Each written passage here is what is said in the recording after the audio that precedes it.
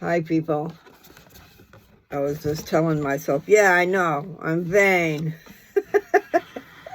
I had somebody ask me why I didn't wear my glasses all the time. Well, it's vanity. And it's also, who am I? I mean, if I didn't have to wear glasses, what would I look like? And then if I took better care of myself, what would I look like? So I've lived a lifetime of not taking really the best of self-care. In other words, I should have fought for my teeth.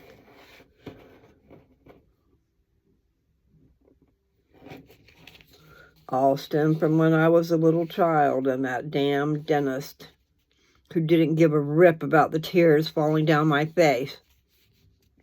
He just continued on. Hurt me, hurt me, hurt me. I don't know how old I was, but I wasn't that old. You know, maybe I was, geez, I don't even know, 6 or 7 or 8. All I know is the tears were streaming down my face while his hand is in my mouth, hurting me. So that carries with you. It carried with me throughout my life. I said I would rather not have teeth than to deal with that.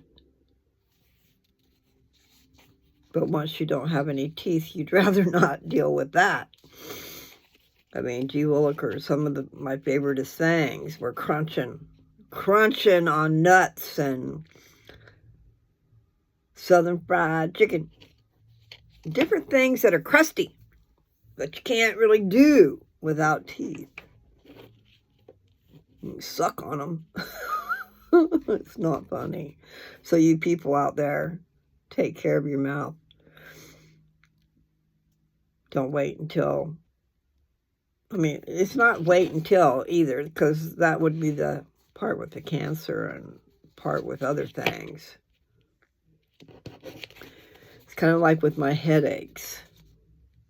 I feel one coming on, I immediately do some preventative measures because it hurts.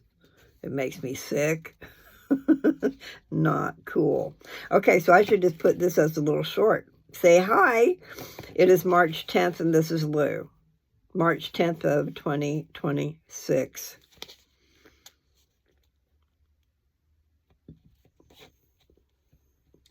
I will keep going.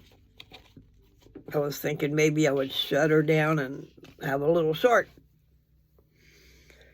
But, okay. I have brought coffee up here and it has gotten cold. So then I decided, okay, I'm going to do like my daughter. Doesn't have to keep being reheated. Put some ice in it. So I did. But the next thing I'm going to do is get this syringe and get another dose of ivermectin. I can't remember the last times I was taking it. And I took, maybe it was worms coming out.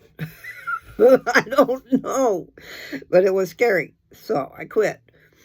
But see, the thing is, when you're dosing an animal, a horse or a cow, it's for 6 months to a year, probably a year, unless there's something severe, and that rhymed.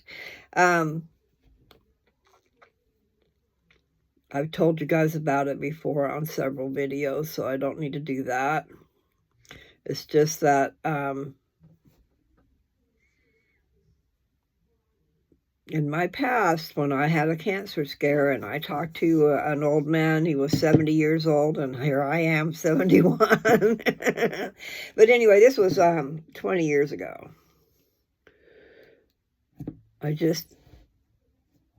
What it was I was going through menopause. So there's a lot of things that happen when you're going through menopause. And I didn't go to the doctor. I didn't get relief. I bled profusely for over 10 years. I don't know why I'm still alive. But anyway, point is, you guys, they have measures. They have things to help you out.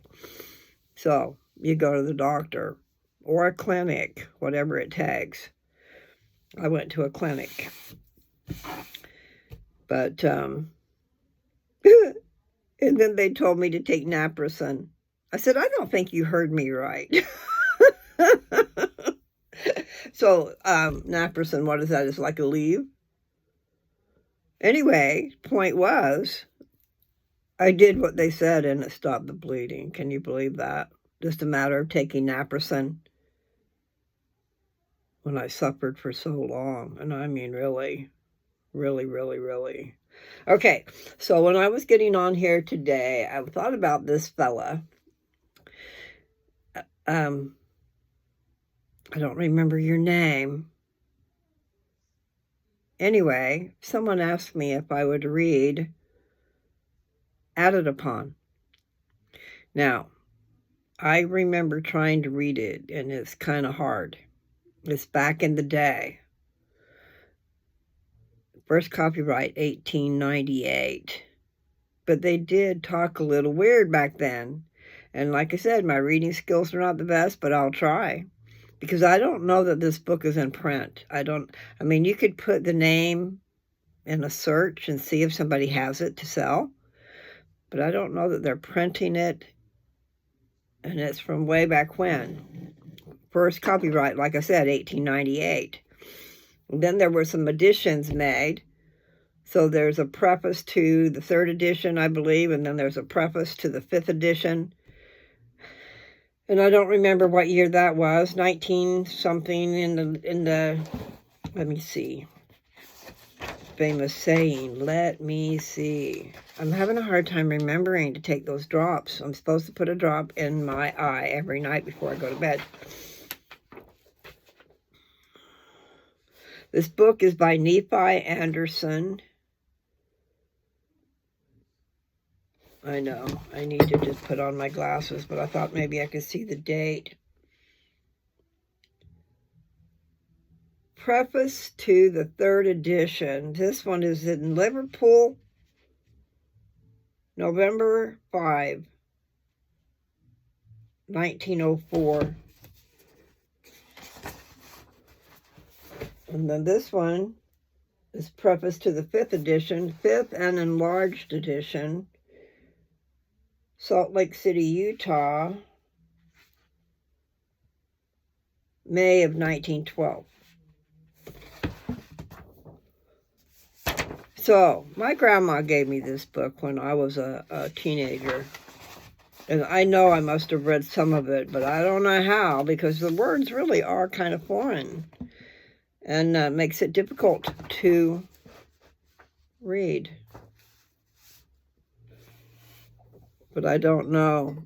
I mean, we could look it up on Audible and see if it's available.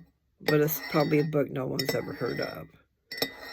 But I just remember some things out of it. And I don't know why I remember it, because I don't think I read this book. That's not bad. What I'm going to do is put my ivermectin in my coffee. And I've gotten scattered here, there, and yon, which I do. And I just spread ice all over the place. I love having my little ice machine. I've got a little ice machine on my desk, which saves me a lot of trips going up and down the stairs. Because there's an ice machine down there. In fact, this one was down there. But, I mean, it's good for my body to go up and down stairs, but it's also taking a risk of falling. And that would be a serious problem. We can't be doing that. Because everything goes downhill once you break some stuff. So we don't want to do that. No breaking of my stuff. So I should show this book. But first thing I'm going to do is do my ivermectin. So I've got this syringe stuck in the top of this bottle. And you can see it's way up there. I went to buy this and I could have got 50 milliliters for $50 at Tractor Supply. And I'm rounding on the numbers, okay? And then you know you're going to have to pay tax. But they had a 250 ml bottle for $35 more. So that's why I got this bottle. I got lots and lots. And then also, you know, if someone is hanging around this area and has cancer, I might have to write up an affidavit. I will not blame Mary Lou for anything that might happen. But I'll be sharing. I would share a dose with you. Just like, so far I wouldn't stab you with it. When you give it to your animals, you do give it in a shot. And you give it under the skin, not in the muscle. So you pull up the skin. But no, I didn't do that. My cousin says that she gets the dose. She pulls out a mil. I think that's what she's taken. And then she puts it in her drink. So that's what I'm going to do and hope that this will work faster than normal. So I've got to get it to where I can pull that thing down and let it stay down without it. There's a lot of force, a lot of pressure for me to let go. So I'm just trying to get my little syringe to have a milliliter of this ivermectin liquid. Now imagine a lot of people are starting to learn about ivermectin. Doctors aren't telling us about it though. So, again, I would say thank goodness for YouTube. It's nice for the ability to be able to share experiences with people and knowledge. Okay, I'm going to call that good. Okay, just so you can see. Okay, so there's about, I don't know, it's over a mil. It's over a mil. The last time I was taking it, though, about 14 days in a row, I was taking 1.5 mils a day.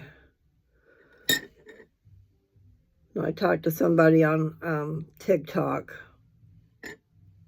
not that long ago. I hit them up because I could tell somebody in their family had cancer, and I wanted to see if they knew about ivermectin. And come to find out, her husband had cancer, has cancer, but he takes 1 mil, just like I just did it. So far I did a little more. He takes 1 mil of ivermectin, this liquid injectable ivermectin. It is for animals. It is worming animals. However, doctor wouldn't give me a prescription. I couldn't get it any other way than to go to a feed store. Thank God I knew about that. You know, I talked to a guy on one of my lives. His name is David. Hi, David. He's got leukemia. He's only 20. But his doctor gave him a prescription. He's in Canada. See, he's not in America. But his doctor gave him a prescription for ivermectin. Let me let you see the box.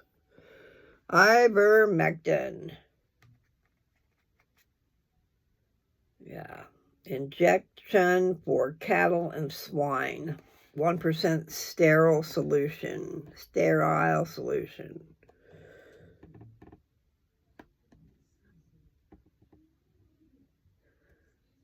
Parasiticide.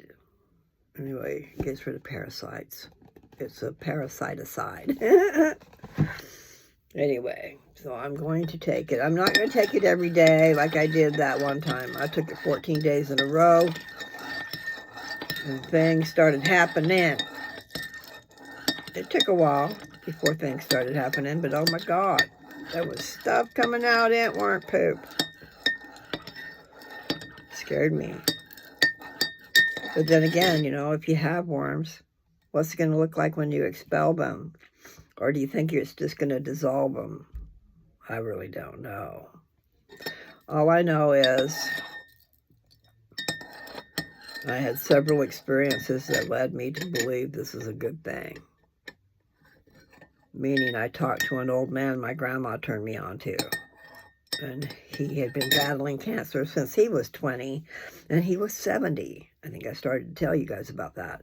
Anyway, his answer was to do a colon cleanse. Not a little thing, a strong one. Do a colon cleanse, detox, and kill parasites. Okay, so that's one story. Way back when I had that cancer scare, I got off on the bleeding and stuff. I mean, I left my trail. And then within the last year, I'm not sure exactly when, I saw a video on YouTube, and it was a veterinarian. And they had been treating some dogs for worms, and they were using the ivermectin. But he said those dogs also had cancer, and the cancer went away. Okay. All right, so here we have this old man that's 70 that started fighting cancer when he was 20. So it must have come and went or something. I don't know all those details. I just know what his answer was for me. Colon cleanse, get a good one. I mean, the one that I did was probably like a 7-day deal, and you had to stay close to the toilet. So you want to get your necessities in the house. You don't want to have to leave. And I might be exaggerating a little bit, but, you know, who wants to have a problem when they're out? Because sometimes you can't control it. You just have time enough to get to the toilet. What a comment. What a subject, huh? So anyway, I just put that in here. I'm going to drink it. As far as having ill effects like stomach ache and all kinds of things that you might think you would have, I didn't. And that's with the ivermectin, okay? I got it at Tractor Supply. But I would suggest to just get the 50 milliliter bottle. It's $50. Save yourself $35 because this is, I'm not ever going to use all that unless I have I could put an ad out and tell people to come and I could share a dose. You know, bring your cup of coffee and I'll put a dose in it. I mean, some of us would appreciate someone else doing that for us, but then you also have to use that trust factor. So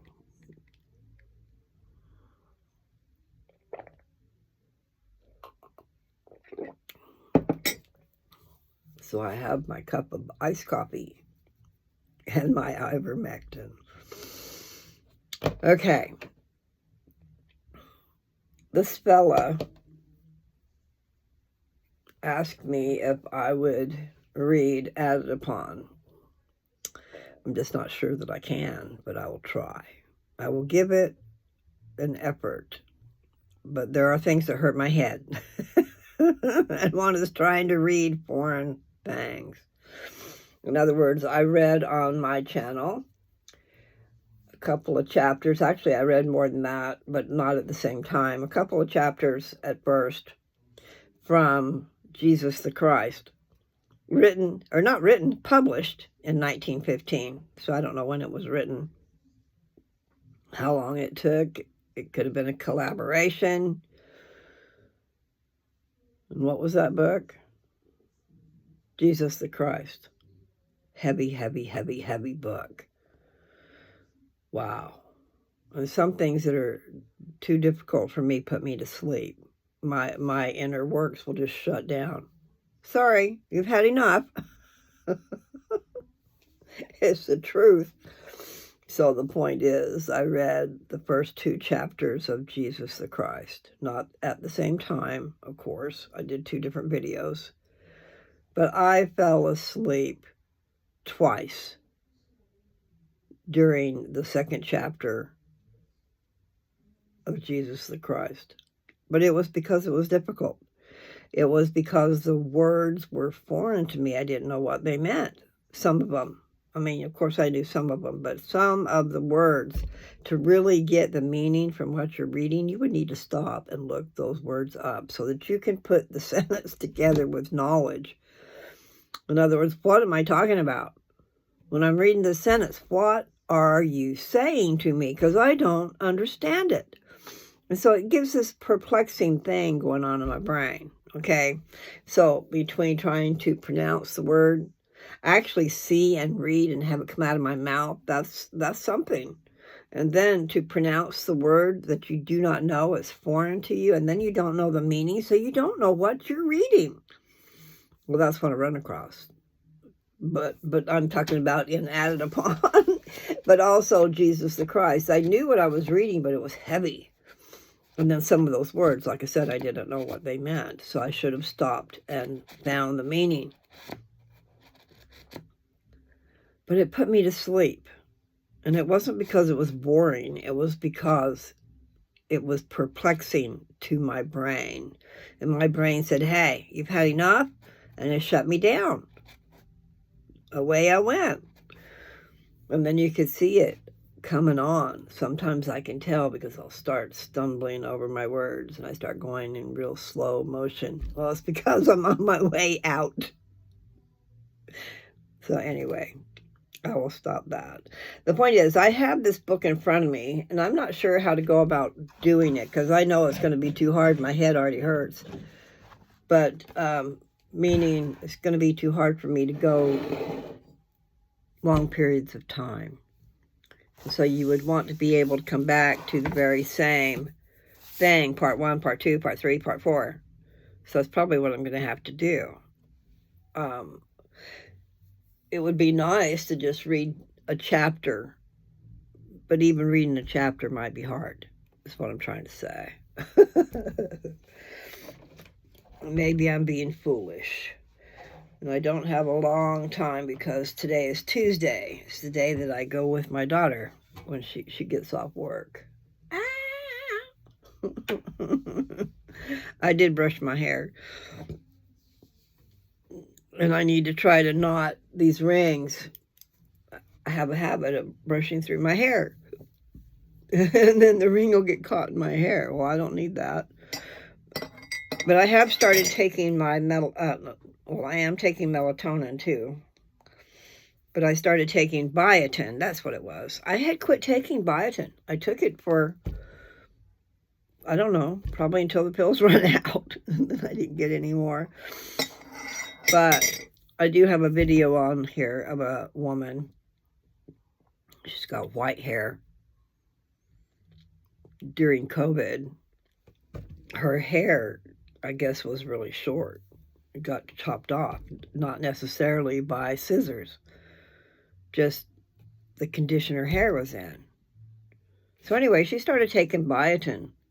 She said take 10,000 milligrams or whatever they are. They're not milligrams. But I took a video of her hair. Thick, beautiful, but white hair. I don't know if it was white before. I don't think it was. But beautiful hair. Meaning it was thick. And she had it in like a shag cut. It was just gorgeous. So anyway, there's a short, so you would find it in my shorts, video of a woman with white hair. That was over by where my Papa Bear lived. And she worked in the pain clinic where I took him. So when I would go with him, which is all the time, I would visit with the People Bear. And I happened to have my camera one day. I mean, I'd already talked to her in the past about her hair. I had my camera when I went on my phone, or at least I thought about it. You know, maybe I already had it all those times, but never thought about taking a video. I got right in her face and took a video of her. So, she's famous for a few people, but I don't know her name. Her picture is famous.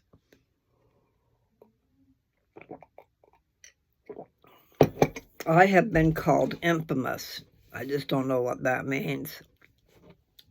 Didn't sound like it was too great of a thing. Okay, so to the fella who asked me to read Added Upon. I think that's what you were asking.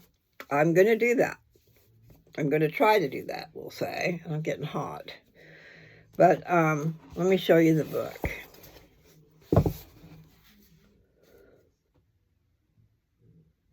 I can't read it because I don't have my glasses on. This is Added Upon, and his name is Nephi Anderson. So you know good and well he was named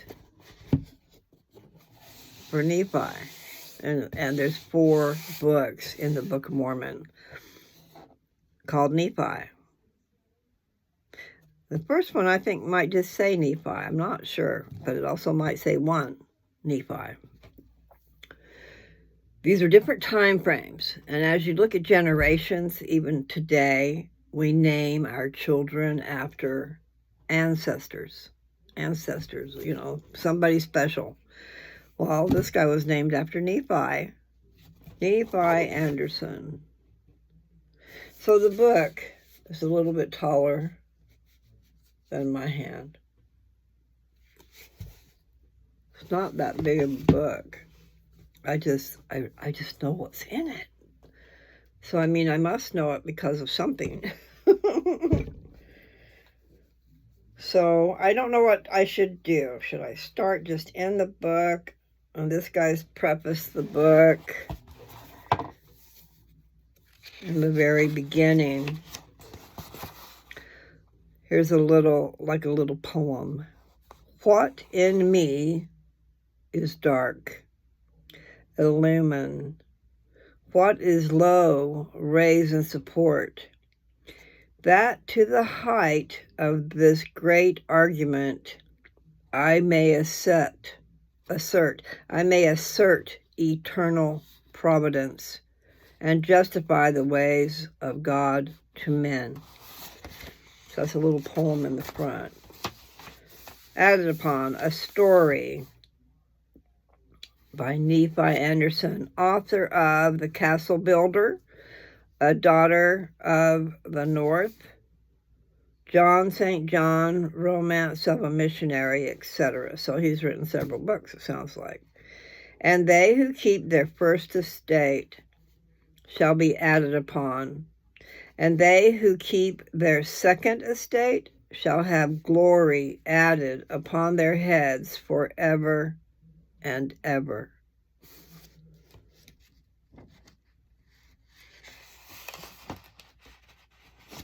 Copyright 1898, copyright 1912, copyright 1939, all rights reserved, 22nd printing, 1963. There's a preface to the 3rd edition. I wonder if I need to read that.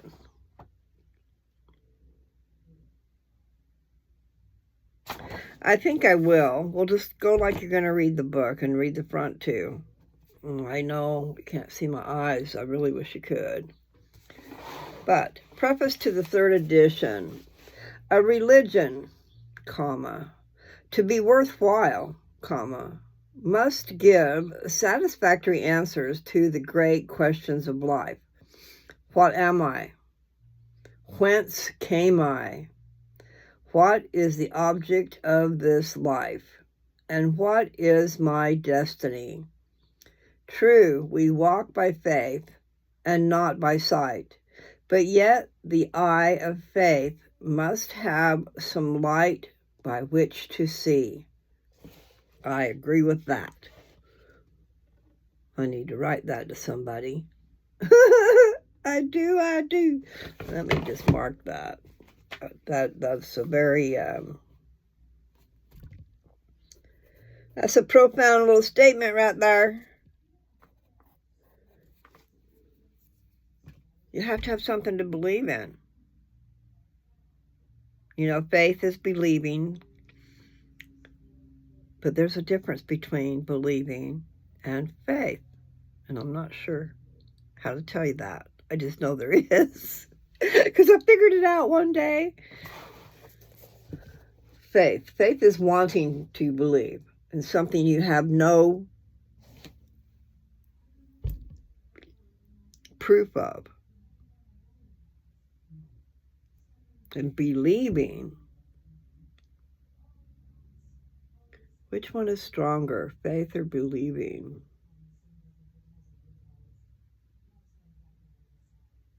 You know, like which came first, the chicken or the egg? That's just a little analogy up on the side. Never mind. Okay, I'll go back to where I was.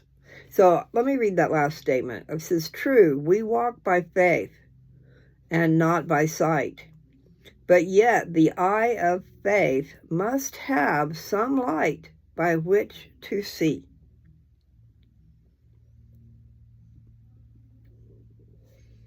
Added upon is an effort to give, in brief, an outline of the scheme of things, the ways of God to men, as taught by the gospel of Christ and believed in by the Latter-day Saints, and to justify and praise these ways by a glance along the great plan, from a point in the distant past to a point in the future, not so far away.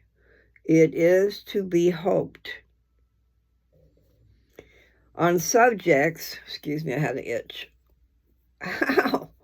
On subjects where little of the definite character is revealed, the story of necessity could not go into great detail. It is suggestive only, but it is hoped that the mind of the reader, illumined by the Spirit of the Lord, will be able to fill in all the details that the heart may desire, to wander at will in the garden of the Lord and dwell in peace in the mansions of the Father.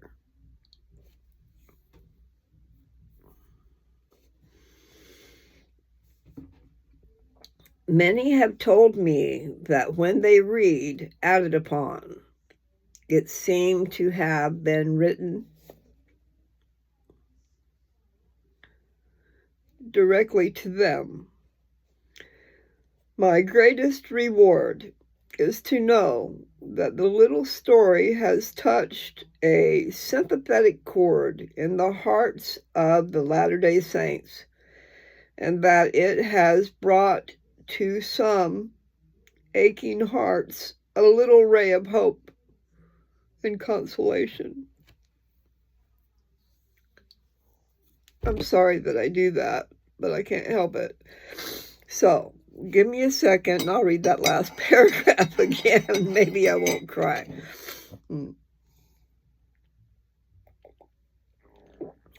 Okay, so are you guys getting what this is saying?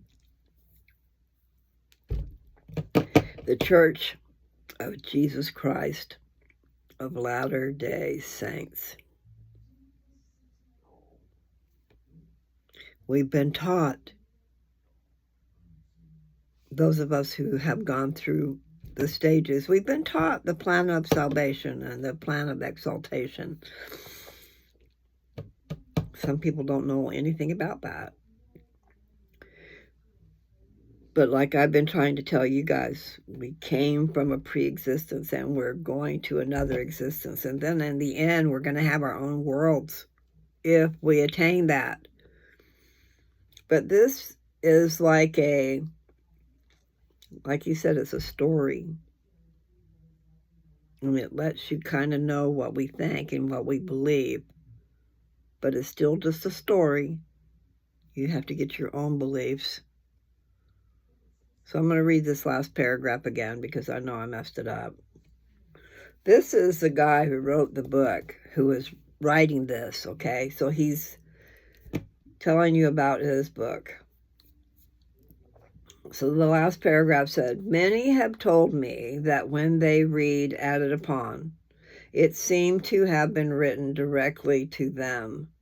My greatest reward is to know that the little story has touched a sympathetic chord in the hearts of the Latter-day Saints, and that it has brought to some aching hearts a little ray of hope and consolation."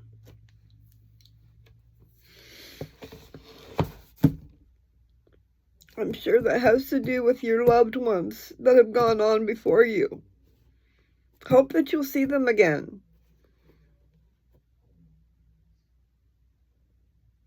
All right, so that was the preface to the third edition, and that was in Liverpool, November 5th, 1904.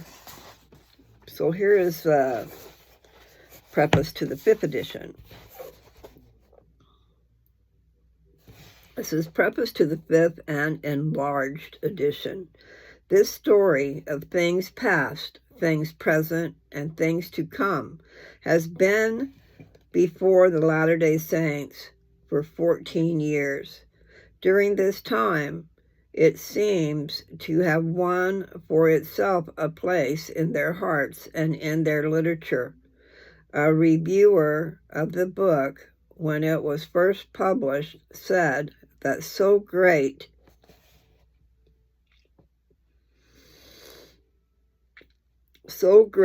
and grand a subject merits more elaborate treatment. Many since then have said the story should be added upon.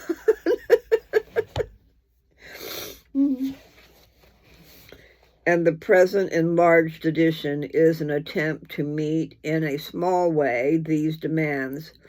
The truths restored to the earth through Mormonism are capable of illimitable enlargement. I'm not saying that word very good, but I have a feeling of saying that in your mind you can enlarge it. It's capable of you, yourself, enlarging it as you read. Okay, so let me see if that's right. The truths restored to the earth through Mormonism are capable of, it says illimitable enlargement. And when we contemplate these glorious teachings, we are led to exclaim with the poet. This is a poem. Wide and more wide, the kindling bosom swells, as love inspires and truth its wonders tells. The soul, enraptured, tunes the sacred lyre, I'm sure that's the words, Lyre, and bids a worm of earth to heaven aspire. Well, aren't he trippy with his words? And bids a worm of earth to heaven aspire. Mid solar systems numberless to soar, the depth of love and science to explore. So my hair is going to get in my face. So that is May 1912. And then it says part first. I guess I could look somewhere else and get the information I need. Do do do do do do do do.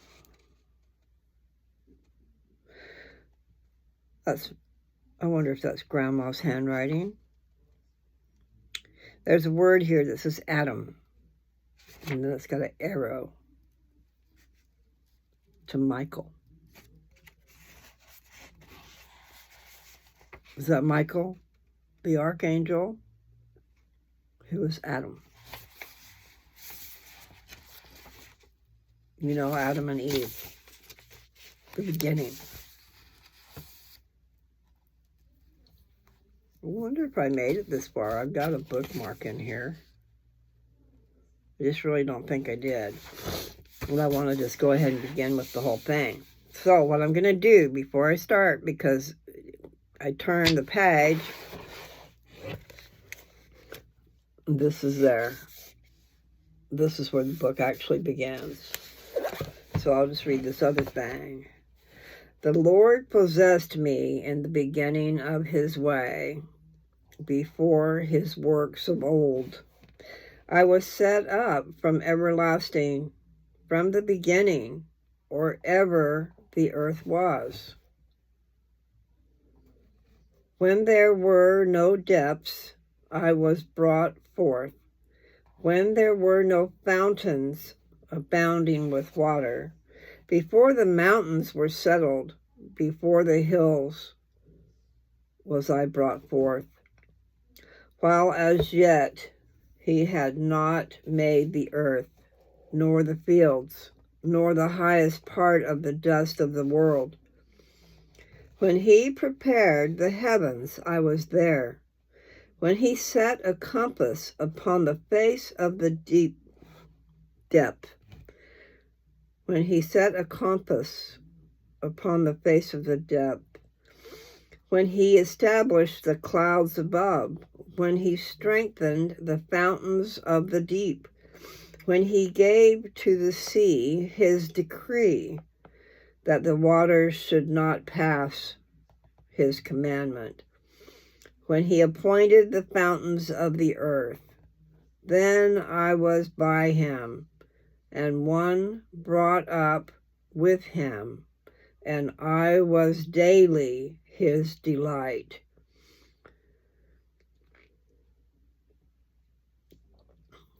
Rejoicing always before him. I don't know what that stands for. P-R-O-V.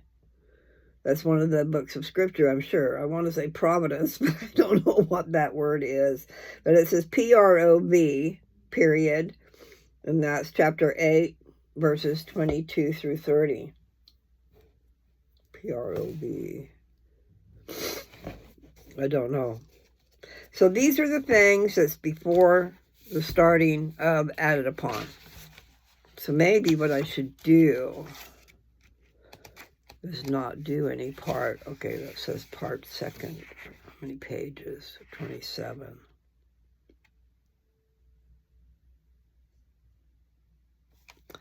Well, there, right there on the last part on page 27, it's underlined. It says, we have been taught that we shall get that position to which our preparation here entitles us. Existence is eternal, and its various stages grade naturally into one another, like the different departments of a school.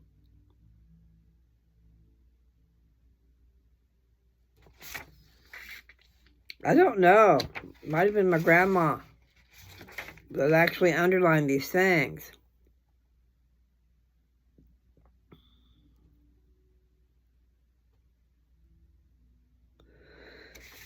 This is just a little thing that she's got underlined. Do you not remember what you have been taught? That a veil is drawn over the eyes of all who enter mortality, and the memory of this world is taken away. Talking about the pre-existence. The memory of that place is taken away from us. Because the test, this life wouldn't work if we knew about that. We have to have faith in that. But even so, we don't know about that.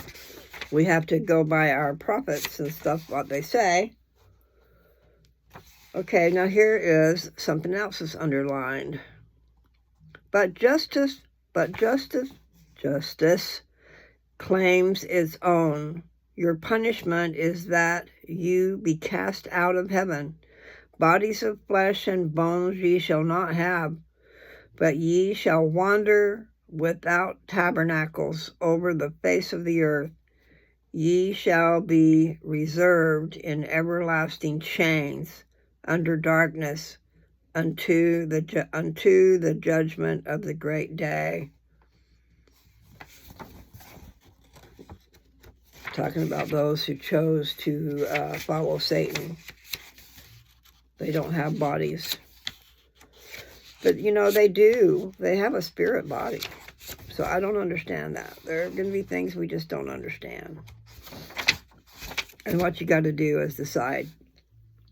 You don't have to understand everything. You do need faith. Prayer is your connection to God. Doesn't have to be formal. You don't have to be in a church. I'd be driving down the road and I've got danger. I come up around a curve.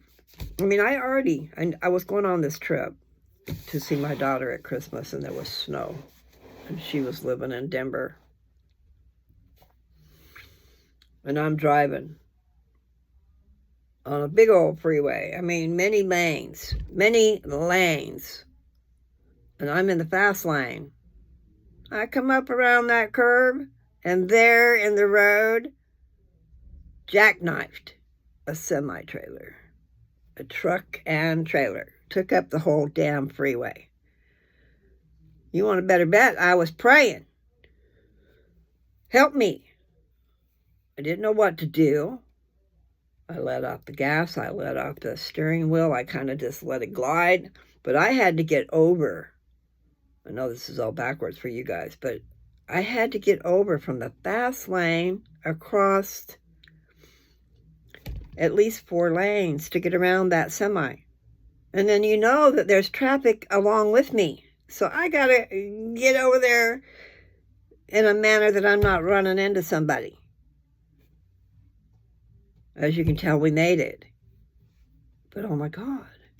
So my point is, you can pray wherever you are and in any given instance.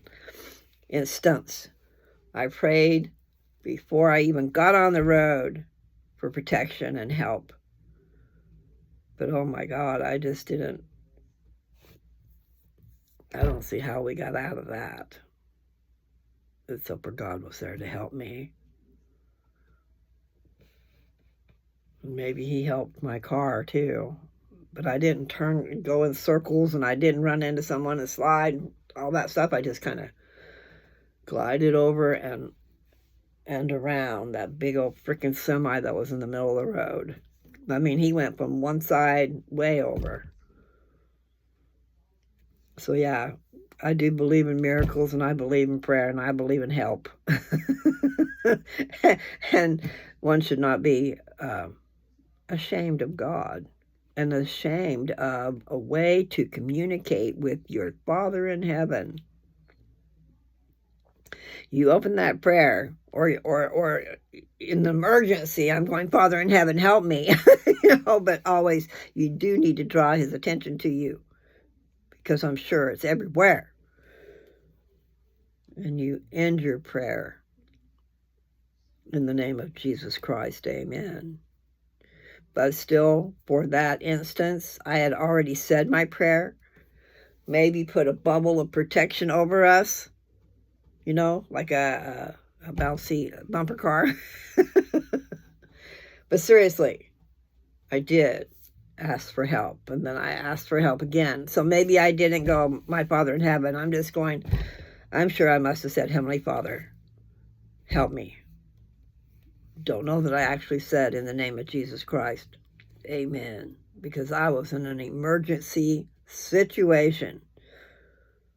Fast lane.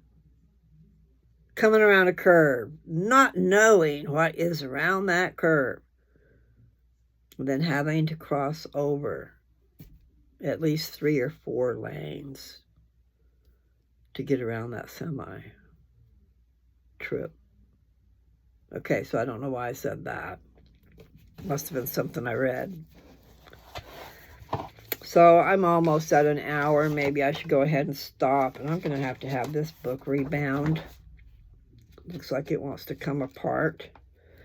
But it is old.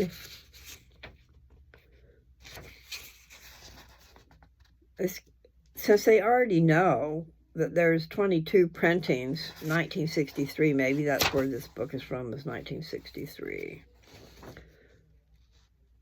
Okay, so it says part first, and then I read that thing. That was Jesus Christ talking. Did you guys get that?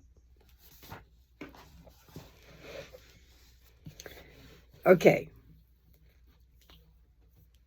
It wasn't Jesus Christ talking. It was as if it was Jesus Christ talking. Okay? Then I was by him, as one brought up with him, and I was daily his delight, rejoicing always before him. I want to say Providence. I wonder if there's a book called Providence. Would probably be in the Old Testament. Anyway, okay. The starting of the book added upon.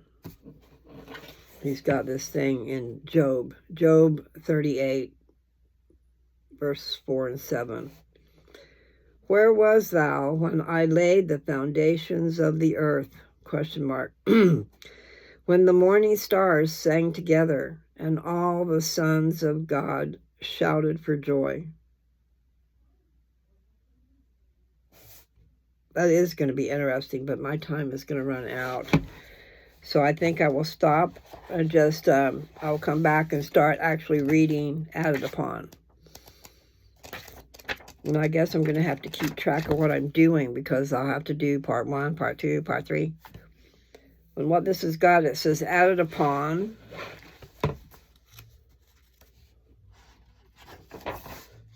And it does say part first. And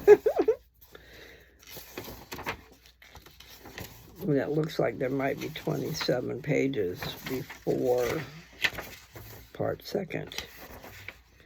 I don't know if I can read 29 pages. There's 29 pages that I would need to read in order to get to part second.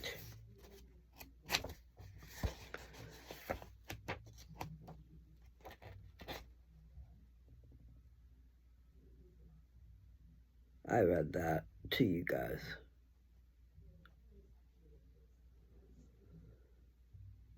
I don't know if I read that. But justice claims its own. Your punishment is that you be cast out of heaven. Bodies of flesh and bones ye shall not have, but ye shall wander without tabernacles over the face of the earth.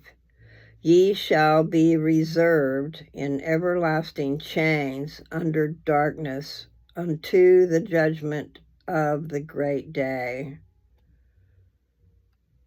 Thus went forth the decree of the Almighty, and with it the force of his power. Lucifer and many of the host of heaven were cast down. The whole realm was thrilled with the power of God. The celestial elements were stirred to their depths.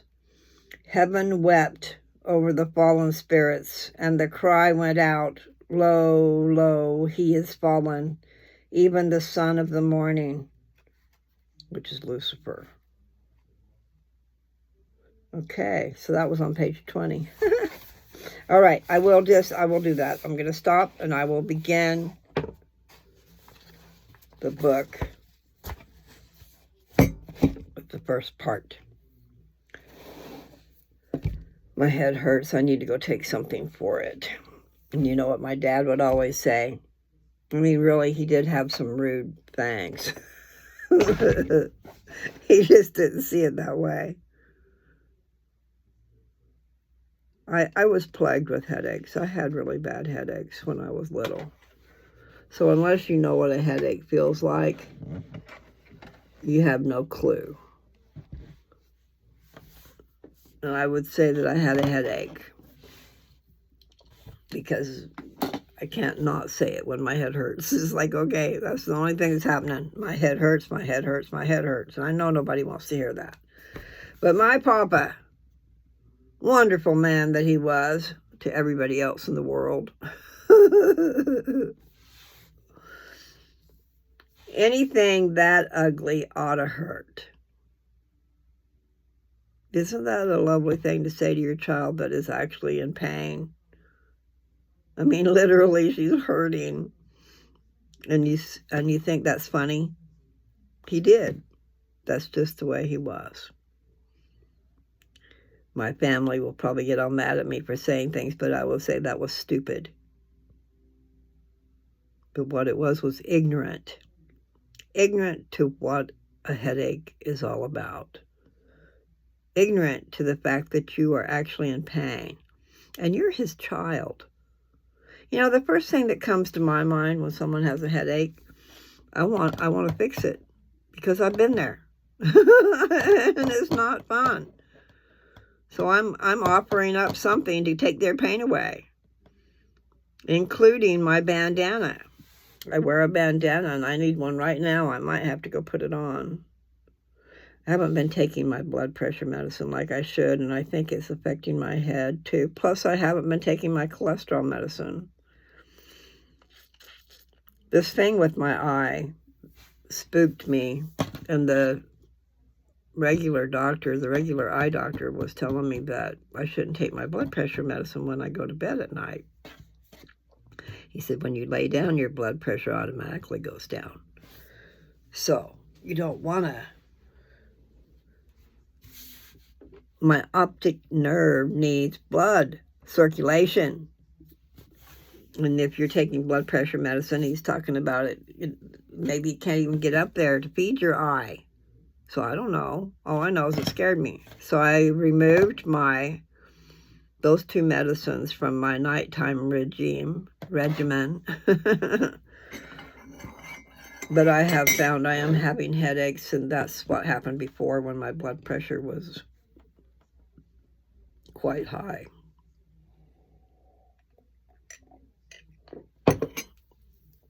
And no, I don't take my blood pressure. I should.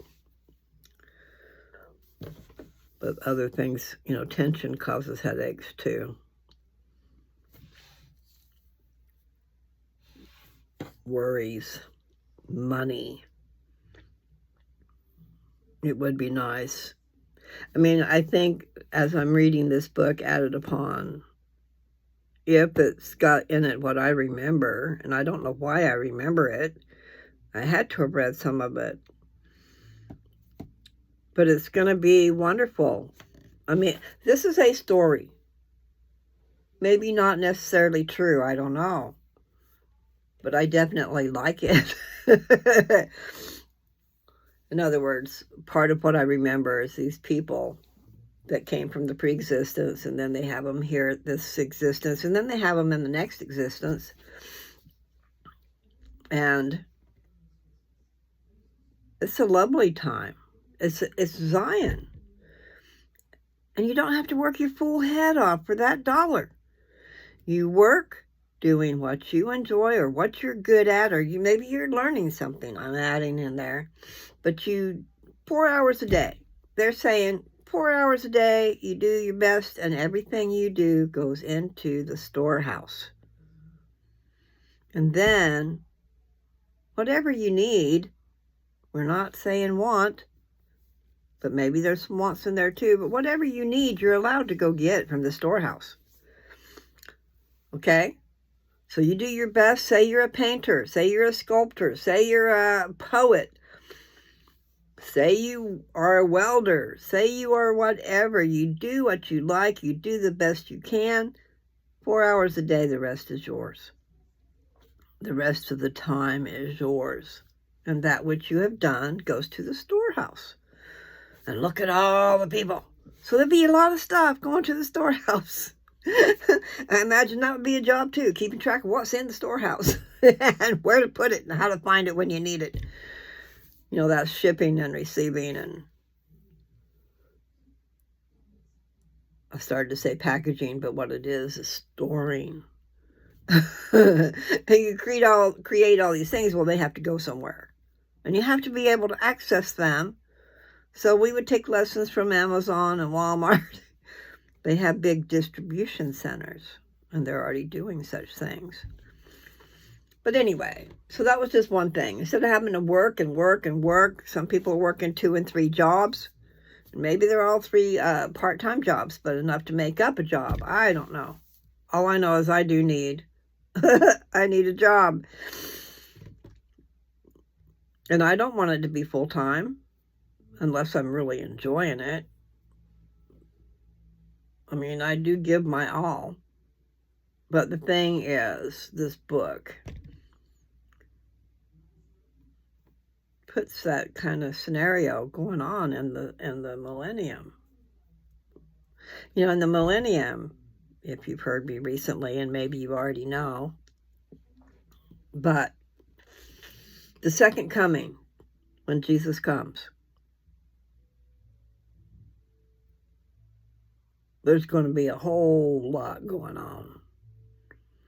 And I forget what I really wanted to say about all that, but that brings in the millennium.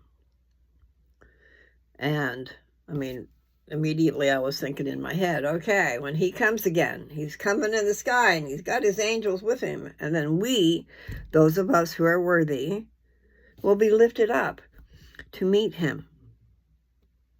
And then we're going to watch the destruction below. This earth is going to go through a major change, and the wicked are going to be burned as stubble. Now, I don't know what you picture in your mind about that, but let me paint you a different picture. And it's still just a thought, but I have a feeling it's the truth. God's glory is like a fire is burning.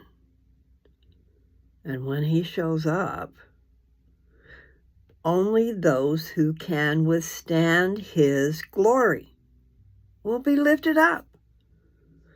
The others, notice the word, withstand his glory.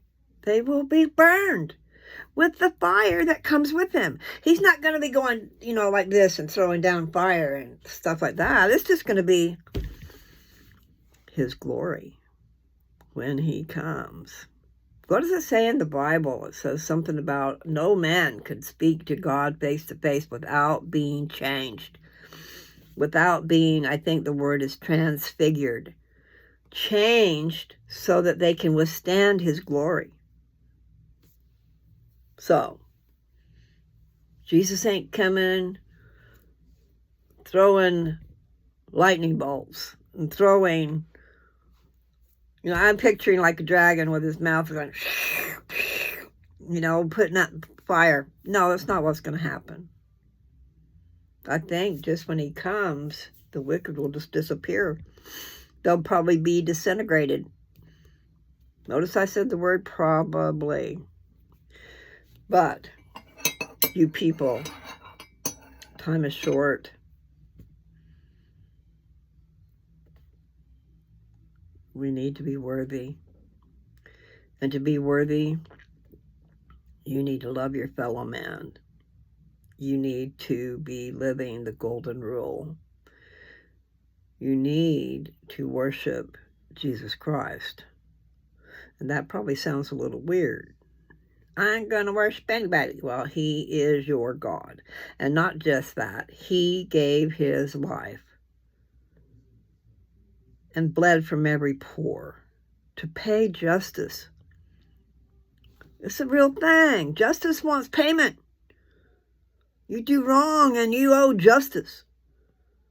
Jesus Christ came, gave his life. So if you accept him, there's a lot more to it, but you have to accept him and you have to take upon him or upon you, him. You have to stand up for him. You have to share the word if you got it. That's what I'll be doing. Anyway, I know good and well that's what she's thinking in her little brain, because I have thought it myself. Well, as long as I'm, no, she's not thinking that part, because I was having bad dreams. I figured, okay, as long as if I join them, they can't haunt me, right? I'll be a part of them. Well, that's not the way to be thinking, people. There is a future. There is a place. And we want to go to the right place, don't we? You have to be strong. Oh, one of the things I guess I thought I would say is that, she doesn't want to be told what she's doing is wrong. As far as she's fine. And it's like all the sinners out there. Me too. We love our vices. We love what we want. But here's the first thing. Don't do anything that's going to hurt somebody else. Okay? Now, when you really get into it, if you're a mother and a father and you have children depending on you, don't do something that's going to hurt them by you not being around when they need you. That's one big thing. Your discipline, your harsh words, your being, I have to hesitate on my words, but people do get in the habit of being drunk all the time. And once they pass a certain point, they don't know what they're saying, nor do they remember. So there are things that we're warned against, things that do hurt others. And that is, we're not supposed to smoke. We're not supposed to drink. Not supposed to take mind-altering drugs.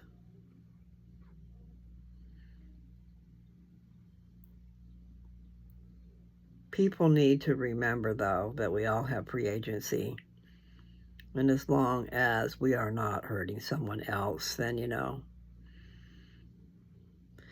yeah, let's go tear a family apart because someone smokes weed. Let's go throw those children in foster care and throw those parents in jail and give some jobs to the court system and to the counselors. Here's another one for you. Does make me angry. Things are better than they were, but they're still not where they should be. Even where it's legal, it's still not where it should be. They got to have their dadgum regulations when they don't need them. I'm just saying. Create a law that makes someone a criminal. Then you got a lawyer over here that needs to take care of that criminal, right? And a counselor and a blah, blah, blah, blah, blah. I could go on for days with the things that are wrong with just that one law. And our system's all caught up in it. The courts are full. The jails are full. No room for the real criminal. That guy that's out there killing and raping and hurting, maiming, stealing. No, those guys can continue to walk the streets. We need to put the marijuana people in jail. Once upon a time it was. All you had to have was a seed or a little bit of something, and you could go to prison for life. You want to tell me there isn't something stupid about that? Okay, I'll get off of that. I don't know that I could ever get off of that. I've spent years angry about that. Just saying, you can have the best people, God-fearing, taking care of their fellow man, giving up their substance to someone else that needs, and yet they do that one thing. They smoke pot. Oh my God, that's a horrible, horrible person. Well, come to find out, that is medicine. Medicine for the brain, for the psyche. But it's also medicine. Our body has receptors for cannabinoids, which come from marijuana. They come from other things too, but they come from marijuana too. Marijuana is good medicine. The extraction process, the oil that you get out of the plant, fights cancer. And maybe smoking it might fight cancer. Maybe I need to get back into that. I'm just saying, there are a lot of things wrong with this country. And it all stems from someone who was president deciding that they want to deport Mexicans, and Mexicans bring in marijuana. That's where it came from. They wanted a reason to deport.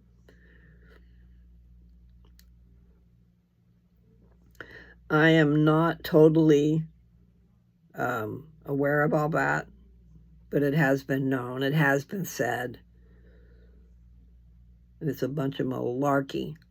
And so many families are broken up over it. Oh my God, my child is a criminal. Oh my God, look what they're doing. Oh my God. while they pop their pills that the doctor gave them. And then here's these people who drink. They're drinking. A lot of them, they don't know it. A lot of them do it because it's the legal drug. Okay? They can just go down to the store and get it. No problem, as long as they got the money. But the problem is that particular drug really harms you. Harms your life. And it can get in there and break your marriage up. If you guys don't realize that. You do things you wouldn't normally do when you're drunk. And there are people like me who black out. If I have too much alcohol in my system, I'm gone. Meaning I'm still going. Maybe not strong. I started to say going strong, but no. I don't normally go strong. It's like I don't know how to describe it. I watched somebody else who was blacked out, and it was scary. Blank face, not knowing what they're doing. You put yourself at the mercy of those you are around when you have too much to drink. And then if you're out there driving, you're taking the chance of killing yourself, but you're taking a chance on killing somebody else. You cannot be drinking and driving. So, and that word of wisdom that our church has, that was 11133. What a trip. That was the time just now. I love that. You know, angel numbers, and 33 is my numbers. So I got distracted when I saw that. I haven't been innocent, people. I know what alcohol has done to me, and I know what it's done to other people, and I've seen what it did to my daughter when she was younger. And the thing is, the person who's under the influence doesn't see themselves, how they're acting, what they're doing, or that they're passed out and you can't wake them up.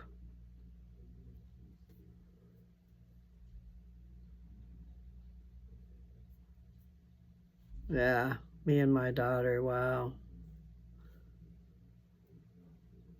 She won't recollect that night, but I sure do, and it was a turning point. It was a turning point where she moved out.